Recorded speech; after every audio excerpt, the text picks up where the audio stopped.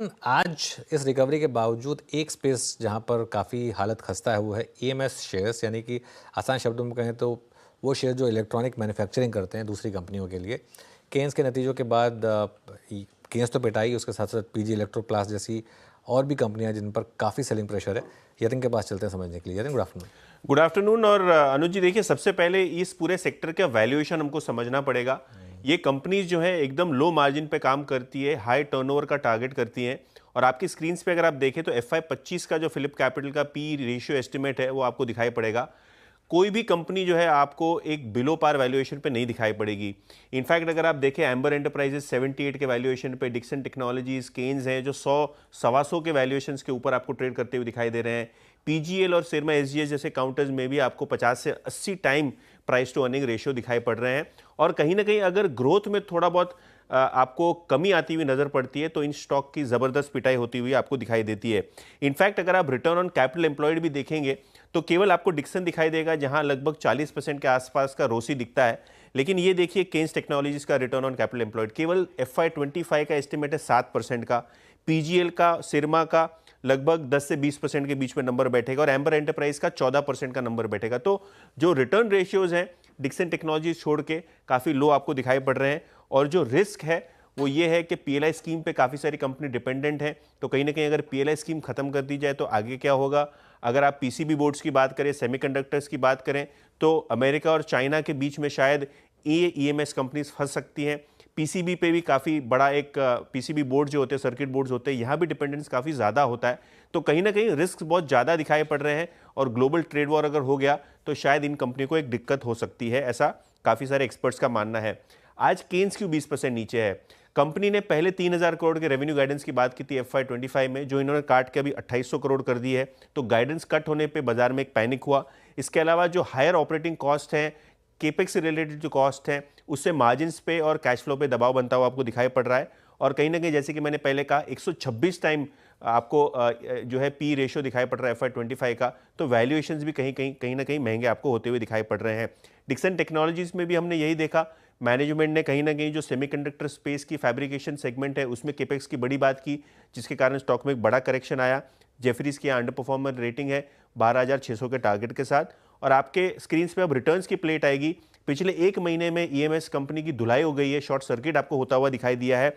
अगर हम Dixon technologies की बोले तो 20% स्टॉक नीचे है एक महीने के समय काल में। केन्स, पीजीएल और सिरमा जैसे काउंटर्स तो 30 से 35% नीचे है। तो ऊपर के लेवल से लगभग एक तिहाई जो है रिटर्न्स आपको नेगेटिव साइड पे जाते हुए नजर पड़े, जिसके कारण सारे का सारा जो ईएमएस स्पेस है आज प्रेशर में दिखाई पड़ रहा है। बिल्कुल। और देखिए खैर यतिन ने तो सारे नंबर्स रखे ही हैं। मैं आपको एक एग्जांपल देता हूँ। जिस यतिन ने केन्स की बात की जो आज 15% नीचे है, बात हो रही है कि एस्टिमेट से 200 करोड़ का मिस होगा। 3000 करोड़ का 2800 करोड़ की बात हुई है ना यतिन। और मार्केट कैप कितना उड़ा आज? 4500 करोड़ के करीब। और एक टाइम होता था हम प्राइस टू अर्निंग्स में अगर कोई स्टॉक 12-15 हो जाता था तो थोड़ा उसको महंगा मानने लगते थे। आज इसका मार्केट कैप इस गिरावट के बाद भी करीब करीब 28,000 करोड़ से ज़्यादा का, मतलब 10 टाइम्स अभी भी प्राइस टू सेल्स है। और उसके बावजूद मतलब वैल्यूएशन खैर काफ़ी हॉरेंडस थी यहाँ पर काफ़ी स्टॉक्स में। तो शायद ये करेक्शन इससे भी रिलेटेड है, स्कोप नहीं है बिल्कुल भी डिसअपॉइंटमेंट का। यतिन शुक्रिया। मयूरेश, खरीदेंगे केन्स टेक इस लेवल पर?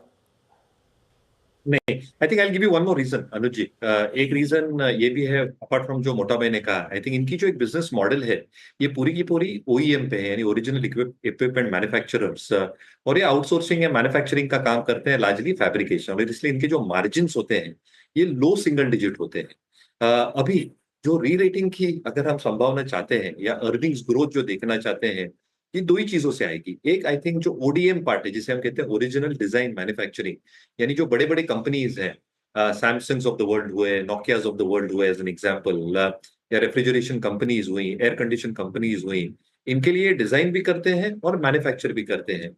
ये अगर स्थिति आती है तो कहीं ना कहीं जो मार्जिन है वो हायर सिंगल डिजिट में पहुंच जाएंगे।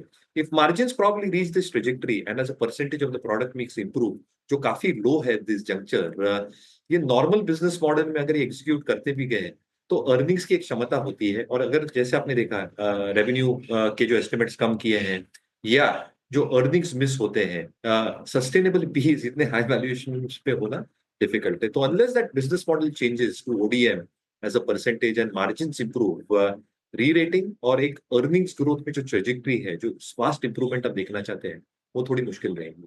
RS ratings have come down significantly and still late stage basis पे काम करते हैं. तो I think we'll stay away from this space at least for the current.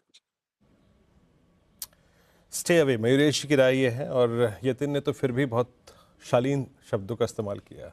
Short circuit अनुज, मेरे को तो कहीं कहीं भी लग रहा है कि मदरबोर्ड ही फूक गए हैं, है ना. आप देखिए डिक्सन गुजरा एक बार, गजब कैसे लेंगे, गजब की चलेंगे. वो ये वीरू मानस आपकी राय. वीरू आपने से बात की है. अब आज बाई चांस की बात है, आज मैं सुबह वो किसी ने मीम भेजा था, वो आपको पिक्चर याद है तिरंगा. हाँ, और आज तो बताइए कौन सा सीन याद आ रहा होगा मुझे. वो फ्यूज कंडक्टर लेके आता ना राजकुमार, उसमें एंड में कहता है ये देखो मैंने तुम्हारी मिसाइलों के फ्यूज कंडक्टर निकाल दिए जब तुम जितनी देर में तुम सिगरेट पी रहे थे उस धुएं में.